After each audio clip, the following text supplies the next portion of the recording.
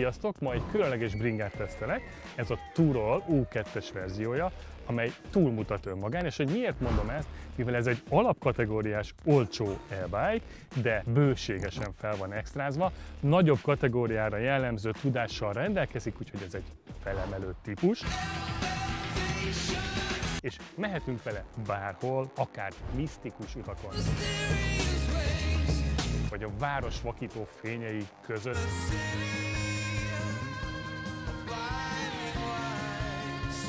Ahol az utcáknak nincs nevük se. Ez akkor is tökéletes élményt fog nekünk nyújtani, illetve ha keressük azt, amit még nem találtunk meg,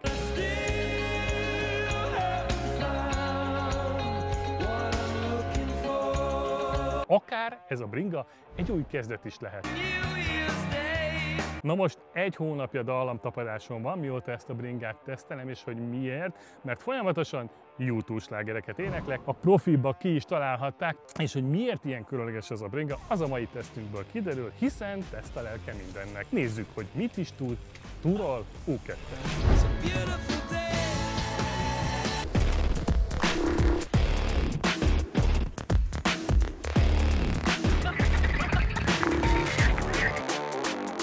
Szóval induljon ez a csodálatos nap. Jó, tényleg befejezem a YouTube slágerek idézését. Mivel jobb ez, mint egy átlagos alapbringa? Először is üvölt róla ez a hatalmas akkumulátor. Mindenki látja, hogyha ezzel mész, hogy ez egy e-bike, egy elektromos bringa, és tényleg nagyobb, mint az átlag ez az aksi, 720 wattórás akkumulátor van benne, így ránézésre is így kitüremkedik az egészből.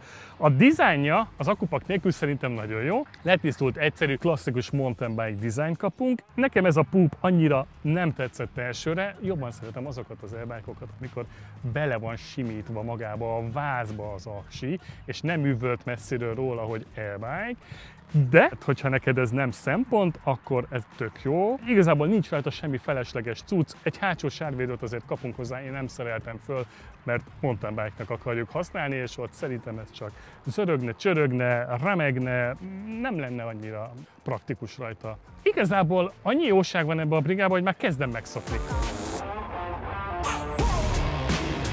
A gyár hivatalosan 150 km hatótávot ígér rá, nyilván laboratóriumi körülmények között, de én 85 kg vagyok, és eddig még azt kell, hogy mondjam, hogy nagyjából a fele az egészen biztosan megvan, ami szerintem egy baromi jó eredmény. Nyúztuk rendesen, tehát mentünk vele fölfelé 3-as fokozatban, nagyon durván. De hogy konkrétan mennyit sikerült kihozni a bringából, azt is megtudhatjátok ebből a videóból, úgyhogy nézd végig. A végén elmondom a teszteredményt, hogy hány kilométert tudtam vele menni, és ezzel tudtok majd ti is számolni. A motor, ami hajtja, az egy 250 wattos, 55 Nm-es motor. Ez sem az alaptípus, hiszen az alaptípus az 40 Nm-es, tehát ezzel már egy picit följebb vagyunk, mint az alapok. Ez az erő, ez az 55 Nm, a legtöbb normális emelkedőre jó lesz nekünk. 20-22 fokos emelkedőket lazán vitte, nem akadt meg, picit lelassultunk, de föl lehetett vele tekerni. Ha meg ennél nagyobb emelkedőn megyünk, akkor természetesen ott a lábunk. Ha bringázási élményt akarunk, csak a megfelelő váltófokozatot kell beállítani, hogy érzékeljük, hogy azért mi is hajtjuk a bringát, meg is kapjuk a rásegítést. Erről gondoskodik az amúgy 7 sebességes, rendkívül precízen működő Shimano váltónk is. Ami érdekes a dizájn szempontjából az, hogy itt van a gyári száma, általában ide szokták rakni alulra. Itt mondjuk nem sok hely van, ide kirakták előre. Az aksi levehető, fölvihetjük magunkkal természetesen télire tölteni, vagy ha közös bringatárolóba szeretnénk tárolni, akkor se kell elhagyni, ami egyébként kulccsal zárható, de otthon fönt a ház melegébe tudjuk rendesen tölteni, úgyhogy ez is szerintem hatalmas előny. Aztán ami még extra, ezek a 29-es kerekek, a hidraulikus fékrendszer, ami minimum 30%-kal többet tud, mint egy hagyományos fék. Extra még a teleszkóp, természetesen állítható, vagy akár fixre is rakhatjuk, tök jól rugózik. És igazából ezek már önmagában tovább mutatnak azon, hogy ez egy belépő kategória.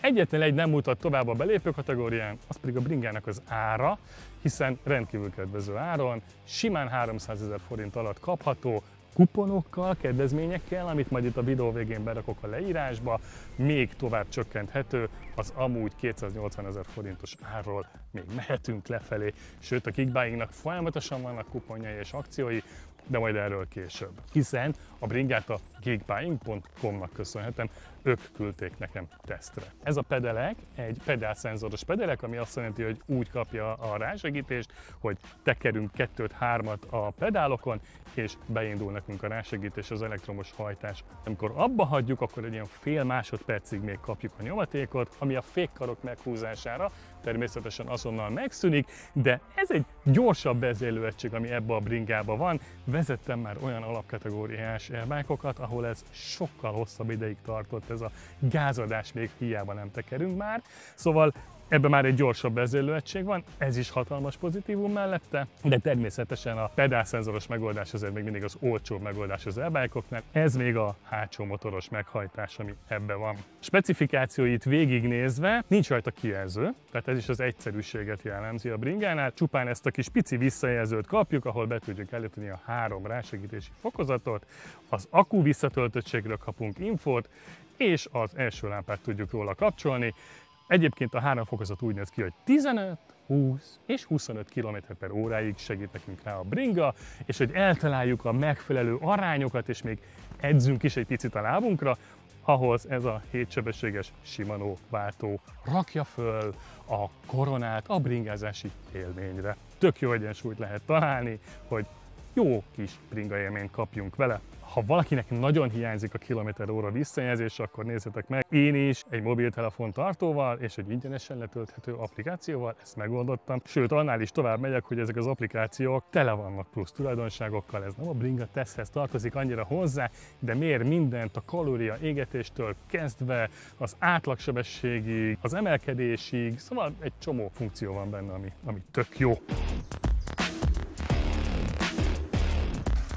Az összeszerelési minőségről beszélnék, nagyon egybe van a bringa. Az elmúlt 3-4 napban iszonyú sokat kapott ez, mentünk vele mindenhol, a legúttalanabb utakon is, ezt majd látjátok a vágóképekbe. Terepen is rendkívül élvezetes felmenni. Most például vállalhatatlan talajon megyek, itt ilyen hatalmas köveken, de itt is tök stabilnak érzem a bringát, semmi plusz zaj nincs, merev, egybe vagyunk úgy, ahogy kell. A gumik jól teszik a dolgukat, szóval mountain bike-nak szerintem teljesen rendben van ez a kis tud.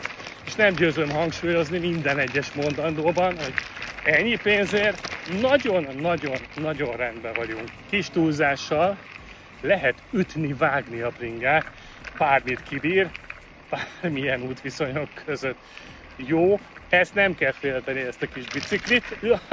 Egy igazi igáslovat veszünk ennyi pénzért. Teljesen jól vizsgázott, pontos a váltó, jók a fékek, nem csörög, nem zörög, valamennyire vízálló is, ez szerintem látszik így, ahogy kifröccsen rá a víz. Brutál élvezet menni az U2-essel itt az erdőbe. Tök jól működik az első lengéscsillapító, szuper a fék, meg se nyekken a bringa, annyira egybe van, imádom. Negatívumként csak egy dolgot említenék meg, hogy egy gázkar elfért volna a könnyebb indulás érdekében, csupán ennyi. Engem a kijelző sem zavar, hogy nincs, az biztos, hogy így nem vonja el a figyelmet semmiről, legalábbis a vezetési és a bringázási élményről tuti nem, illetve egy olyan hátsó lámpa is el kellene, amit a nagyaksiról tudunk működtetni és a kormányról tudjuk kibekapcsolni. Na most ez nincs, sőt nincs is hátsó lámpánk gyárilag, csak egy macskaszám. Bármelyik bringaboltban veszünk rá egyet, hogyha nekünk ez számít. Egyébként azért nem rossz, ha van, hozzáteszem. Illetve ezt a hatalmas aksit olyan 7 óra alatt tudtam feltölteni 0-ról 100-ra.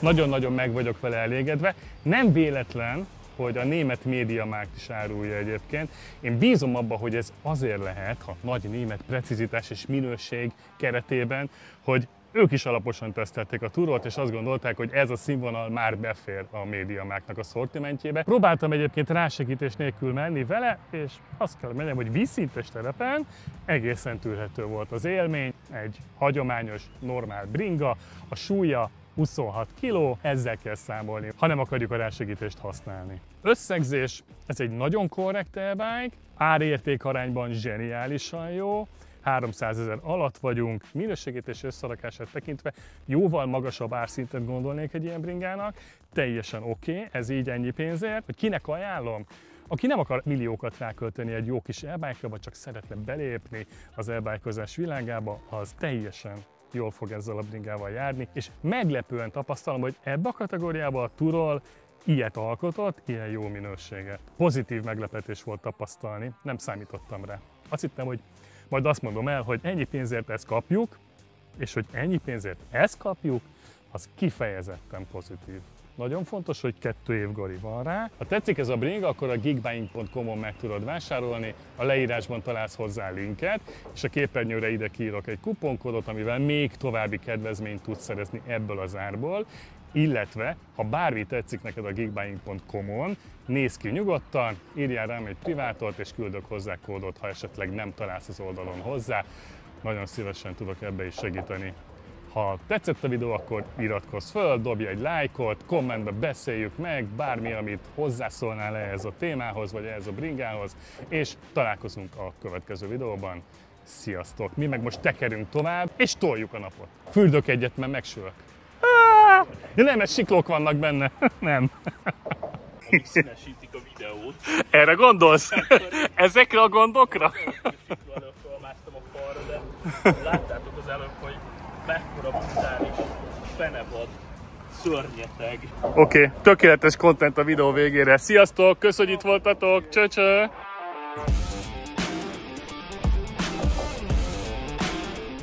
És akkor a legvégére a hatótába, hogy ígértem, majdnem csutkára meditettük, de nem egészen, viszont nagyon megkínoztuk a bringát, úgyhogy az eredmény 84 km. Kíváncsi vagyok, hogy ha ti használjátok, alattatok esetleg mennyi, írj kommentet.